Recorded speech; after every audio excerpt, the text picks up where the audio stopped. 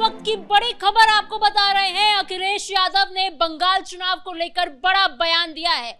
उन्होंने अपने social media platform x पर एक पोस्ट किया है जिसमें लिखा है कि फाल्टा में जो वापस से मतदान करवाने का फैसला लिया गया है ये भाजपा की हार को दर्शा रहा है। ये दिखा रहा है कि भाजपा बंगाल में दीदी से कितना डरी हुई है। और साथ ही उन्होंने एक और पोस्ट करके लिखा है कि आखिर दीदी ही आएंगी क्योंकि वो अकेले लड़ रही हैं और भाजपा को अकेले ही वो एक बहुत बेहद कड़ा मुकाबला दे रही हैं। इस पर और जानकारी के लिए मेरे साथ मौजूद है मेरे सहयोगी हर्ष भारद्वाज सर। अखिलेश यादव का बंगाल चुनाव में कूदना और इस तरीके से भाजपा पर आरोप लगाना कि ईसीआई उनके साथ मिलकर काम कर रहा है और उनके अंदर डर है, ये सब क्या दिखा रहा है? देखिए, अखिलेश यादव इतने दिनों तक तो मुंह छिपाए बैठे थे। क्या अखिलेश यादव ने दीदी का कभी साथ दिया या दीदी के साथ कोई चुनावी मंच साझा किया है? नहीं किया। तो इतने दिन आपने मुंह छिपाया और बाद में जब रिजल्ट का समय आया तब आप निकले हैं और एक ट्वीट कर दिया कि दीदी जीत रही हैं। अगर आपको दीदी को जिताना था तो आपने दीदी का साथ क्यों नहीं दिया? क्या दीदी का साथ आपने इसलिए नहीं दिया ताकि आप कांग्रेस को खुश रखना चाहते थे? और कांग्रेस को खुश इसलिए रखना चाहते थे क्योंकि उत्तर प्रदेश में आपको कांग्रेस के साथ गठबंधन करना है। तो आपका तो ये दोहरा चरित्र है। तो जो आप दीदी के साथ भी नहीं है और दीदी का साथ भी देने की बात कर रहे हैं। क्योंकि देखिए, अगर बात कांग्रेस की करें या फिर समाजवादी पार्टी की करें, दोनों ही कहीं ना कहीं दोहरा चरित्र दिखा रही हैं। राहुल गांधी बंगाल के अंदर जाते हैं तो दीदी को दहशतगर्द बताते हैं, दीदी को बताते हैं कि देखिए किस तरीके से गुंडागर्दी वो कर रही हैं। अगर इंडिया अलायंस की अगर बात करें तो दीदी को सबसे आगे कर दिया जाता है कि दीदी आप ही संभालिए। राहुल गांधी का नेतृत्व हो, दीदी का नेतृत्व हो या किसी और का नेतृत्व हो, तो ये कहीं ना कहीं जो दोहरा चरित्र है वो आम जनता को समझ में आ गया है कि अखिलेश यादव का किस तरीके से दोहरा चरित्र है, कांग्रेस का कैसे दोहरा चरित्र है, और ममता बनर्जी का तो सबको समझ में आ ही गया है कि किस तरीके से बंगाल को उन्होंने बर्बाद करके रख दिया है। क्योंकि देखिए, अगर हम बात करें पिछले चुनावों की, तो पिछले चुनाव में जिस तरीके से सीट लेकर बीजेपी आई थी, यानी तकरीबन 77 सीटों के आसपास, और अब जो एग्जिट पोल तमाम कह रहे हैं वो तकरीबन हर एग्जिट पोल 100 के आंकड़े को ऊपर ही दिखा रहा है, तकरीबन 200 के करीब तक आंकड़े जा रहे हैं। तो ये कहा जा सकता है कि बीजेपी बंगाल में किस तरीके से शून्य पर थी लेकिन अब वो पहुंचते पहुंचते 200 सीटों पर आ रही है। तो कहीं ना कहीं ममता के लिए एक गफलत वाली सिचुएशन हो जाती है कि ममता बनर्जी ने शायद आम जनता में उतना विश्वास अपने लिए नहीं जगाया जितना उन्हें जगाना चाहिए था। और तमाम विपक्षी पार्टियों के लिए, देखिए विपक्षी पार्टियों का जब हम जिक्र करते हैं, चाहे फिर अखिलेश यादव हो या फिर कांग्रेस हो या फिर टीएमसी हो, वो कहीं ना कहीं जमीनी मुद्दों पर काम नहीं कर पा रहे हैं। इनका अभी क्या हो गया है, जो हालात हैं ये है कि आप किस तरीके से प्रधानमंत्री नरेंद्र मोदी को टारगेट करो, किस तरीके से सिर्फ बताओ कि उनकी खामियां क्या हैं। आप अपनी खूबियां जब तक नहीं बताएंगे, जब तक जनता नहीं समझ पाएगी कि हमें आपको दोबारा से लाना है या फिर आपका ही चुनाव करना है या फिर आपको ही जिताना है। आपने कोई भी खूबियां नहीं गिनाई। आप देखिए उत्तर प्रदेश में क्या अखिलेश यादव कभी अपनी खूबियां गिना पाते हैं? नहीं गिना पाते, क्योंकि जब उनकी सरकार रही तब उन्होंने ऐसे खूबी वाले काम किए नहीं और अब उनके पास खूबी गिनाने के लिए कुछ है नहीं।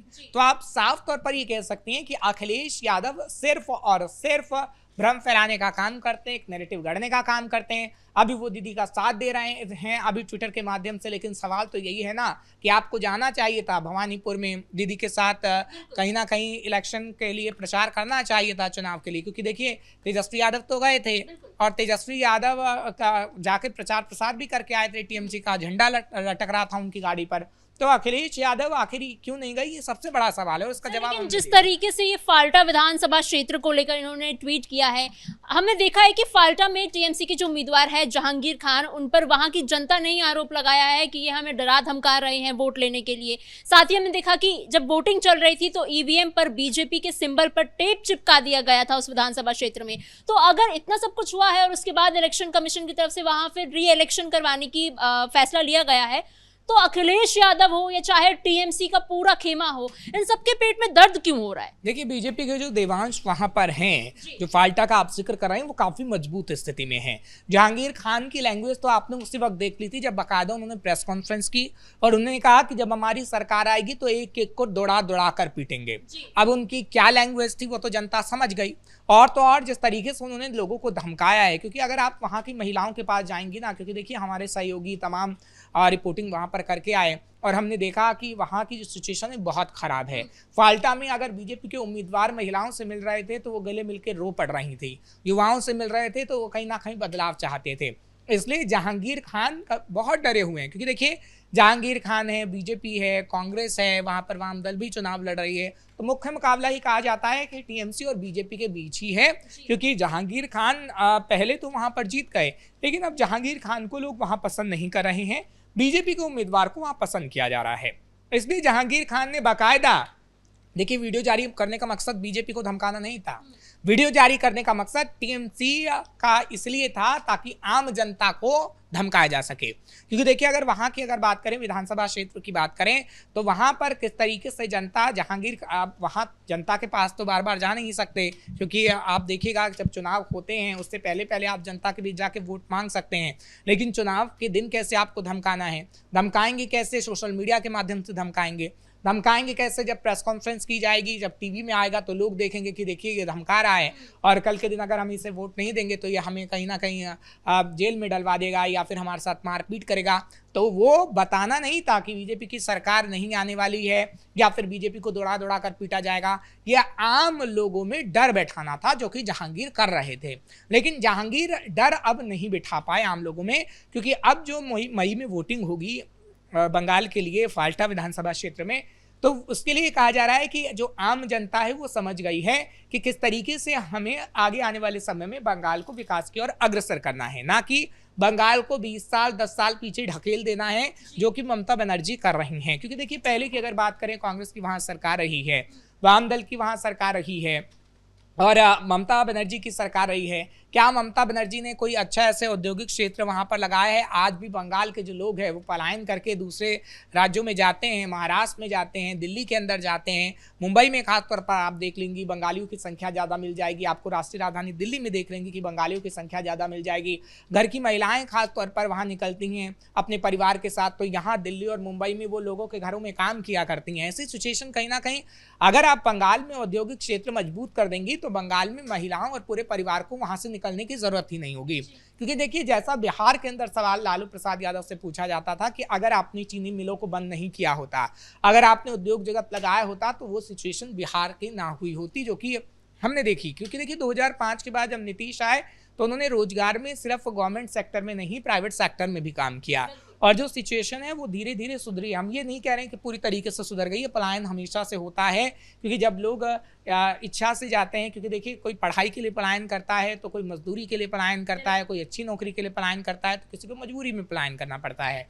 लेकिन बंगाल की अगर बात करें तो बंगाल में अभी भी ऐसी कोई, क्योंकि ममता ने तो राज किया है तकरीबन, पहले भी वो राज करी, हाँ, और उसके बाद अभी भी वो सीएम के तौर पर रही। आगे क्या होगा ये भविष्यवाणी हम नहीं कर सकते, क्योंकि कल हम अपने दर्शकों को सबसे तेज नतीजे दिखाएंगे कि आखिर क्या नतीजे रहे हैं, क्योंकि सुबह ही ये पता लग जाएगा जब हम देखेंगे कि बीजेपी कितनी सीटों पर आगे निकल रही है या फिर टीएमसी कितनी सीटों पर आगे निकल रही है। लेकिन ममता की जो गुंडागर्दी है वो इस वक्त भी देखने को मिल रही है, क्योंकि देखिए, तमाम विपक्ष की गुंडागर्दी आप कह सकती हैं। अभी अखिलेश यादव ट्विटर पर गुंडागर्दी दिखा रहे हैं कि देखिए, फाल्टा विधानसभा क्षेत्र में बीजेपी ने गुंडागर्दी की है, जबकि अगर चुनाव पर्यवेक्षकों की बात करें तो उन्होंने जो रिपोर्ट सौंपी है वो टीएमसी के गुंडों की है।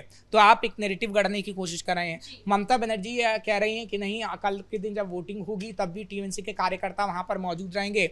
जिन सीटों पर टीएमसी का पीछे निकल रही होगी, बीजेपी आगे निकल रही होगी, तो हम दोबारा से चुनाव कराने की मांग करेंगे। भाई, चुनाव आयोग पर आप विश्वास तो करिए, क्योंकि वही चुनाव आयोग ने पहले भी बंगाल के अंदर वोटिंग कराई थी, और उन्हीं चुनाव आयोग ने जब रिजल्ट जारी किए थे तो आप सत्ता की कुर्सी पर विराजमान हुई थी, और आप तो इतने बार सत्ता की कुर्सी पर विराजमान रह चुकी हैं, तो कहीं ना कहीं आपको चुनाव आयोग पर विश्वास होना चाहिए। सर, लेकिन सिर्फ चुनाव आयोग की ही बात नहीं है, बात है सीआरपीएफ के जवानों की वहां तैनाती की भी, क्योंकि इस चीज से ममता बनर्जी हो या अभिषेक बनर्जी हो, चाहे अखिलेश यादव हो, इन सबको बहुत दिक्कत हो रही है कि आखिर बंगाल में जवानों को क्यों भेजा गया है। ममता बनर्जी तो यहाँ तक कह दिया था कि ये जवान यहाँ पे बंगालियों को मारने के लिए आए हैं, जबकि उनका काम है वहां जाकर इलेक्शन सही तरीके से करवाना। देखिए, अगर बंगाल की बात करें तो बंगाल में 77 से 78 का जो दौर था, उसके बाद से जो हमने देखा है कि कैसे सिचुएशन रही, क्योंकि कांग्रेस जब रही तो चुनावी हिंसा बहुत हुई, काफ़ी हिंसा हुई। हम देखा कि कितने लोग मारे गए हैं, क्योंकि एनसीआरबी का आंकड़ा बताता है, सिर्फ ममता सरकार में बताता है कि 11,000 से तकरीबन लोग घायल भी हुए, मारे भी गए। मारे जाने वाले लोगों की संख्या 1,000 के करीब है, जबकि घायल होने की संख्या 10,000 से ऊपर की है। और उसमें सबसे ज़्यादा जो विपक्षी पार्टी के लोग हैं, क्योंकि ममता जब सरकार में रही तो विपक्षी पार्टी बीजेपी रही, तो उनके लोग ज़्यादातर मारे गए हैं। तो आप एक पैटर्न देखते हैं कि कांग्रेस की जब सरकार रही तो वाम दल ने दावा किया कि हम इस हिंसा को रोक देंगे, लेकिन वो वाम दल भी नहीं कर पाई। फिर ममता उसी मुद्दे पर आई कि मैं बंगाल के अंदर ये चुनावी हिंसा या जो हिंसा होती है हम उसे बंद कर देंगे, लेकिन वो पैटर्न आज तक जारी है। ममता बनर्जी वो नहीं कर पाई हैं और हत्याएं अब तक जारी हैं। आज भी देखिए, जब कल की खबर हमने दिखाई अपने दर्शकों को कैपिटल टीवी पे, तो खास तौर पर रात 12 बजे कैसे बीजेपी कार्यकर्ता के घर गोलियां चलाई गई टीएमसी के गुंडों की तरफ से। तो कहीं ना कहीं ये पैटर्न बंगाल के अंदर चल रहा है। लेकिन बीजेपी ने जो विश्वास आम जनता के अंदर जताया है, क्या आम जनता जो नतीजे कल देने वाली है, क्योंकि देखिए अब मतपेटी में तो नतीजे पैक हो गए हैं लेकिन कल सिर्फ जारी किए जाएंगे, तो क्या बीजेपी पर विश्वास जगा पाएंगे ये आम जनता? क्योंकि अमित शाह ने जिस तरीके से दावा किया कि हम हिंसा को पूरी तरीके से खत्म करेंगे और बंगाल को विकास की ओर अग्रसर करेंगे, क्या वाकई ऐसा हो पाएगा? पहले तो ये देखना होगा कि कल बीजेपी की जो तमाम सीटें हैं जो एग्जिट पोल में आ रही हैं कि 200 के करीब या 200 के ऊपर अगर ऐसी आती हैं तो बीजेपी सरकार बना पाएगी। फिलहाल होगा या नहीं होगा, कल सबसे पहले हम ही अपने दर्शकों को बताएंगे। जी सर, इन तमाम जानकारियों के लिए धन्यवाद। कुल मिलाकर अखिलेश यादव भी अब बंगाल के चुनावी मुद्दे पर घुस चुके हैं। वो लगातार बयान दे रहे हैं। उनका कहना है कि दीदी की ही सरकार बंगाल में वापस आने वाली है और भाजपा ये चुनाव हारने वाली है। ऐसे में देखना ये होगा कि कल जो नतीजे आएंगे वो क्या कुछ सामने रखते हैं। क्या बीजेपी बंगाल पहली बार जीत पाएगी और या फिर दीदी की सरकार यानी टीएमसी एक और बार वहां सत्ता में आ जाएगी? फिलहाल इस ब्रेकिंग में इतना ही। कैमरा पर्सन राजकुमार के साथ मैं समीक्षा तिवारी, कैपिटल टीवी उत्तर प्रदेश।